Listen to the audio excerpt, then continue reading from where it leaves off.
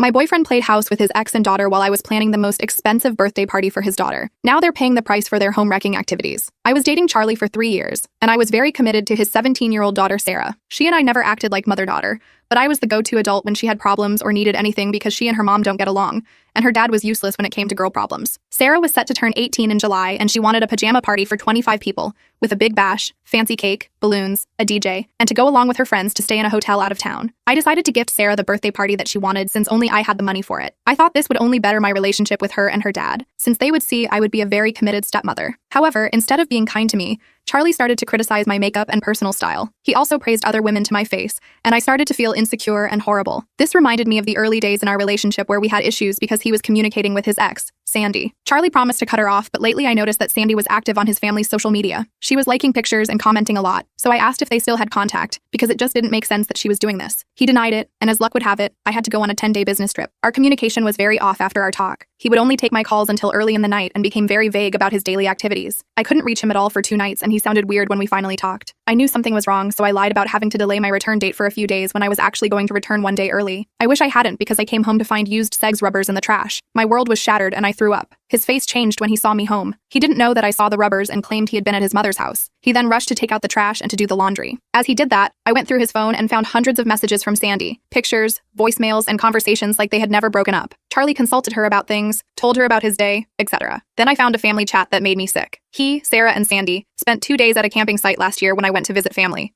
There were also pictures from last Christmas with his ex at his mother's house. I felt so humiliated that he had a full-blown relationship behind my back, and his entire family was aware of it. I confronted him and he denied it until I played one of the voicemails. I couldn't take the embarrassment I felt, so I moved out weeks later. I also decided to cancel Sarah's birthday party. When they found out, they rained hell. Charlie told me it was fair that I was angry at him, but I shouldn't take that out on his kid. He said he can't afford this bash on his own, and Sarah would be devastated since she's been talking about this for years. Sarah told me this would ruin her socially because she had already invited people and said this wasn't her fault, so she shouldn't be punished, and she would never forgive me if I canceled. I told Charlie this was all his own fault, and that if he had kept it in his pants, his daughter would still be having the birthday party of her life. I told him he needed to reevaluate his life and stop being a selfish piece of crap. To Sarah, I told her that I know she's a teenager and has no control over her dad's actions, but she seemed awfully comfortable in her pictures with his ex. I told her she took half the blame because she had so many chances to tell me or talk to her dad about his actions. But instead, she participated in his home-wrecking events and embraced her dad's cheating. I told them both that I refused to contribute to a celebration, so that their crappy family could eat and drink on my dime. I'm too disgusted to back out from my decision,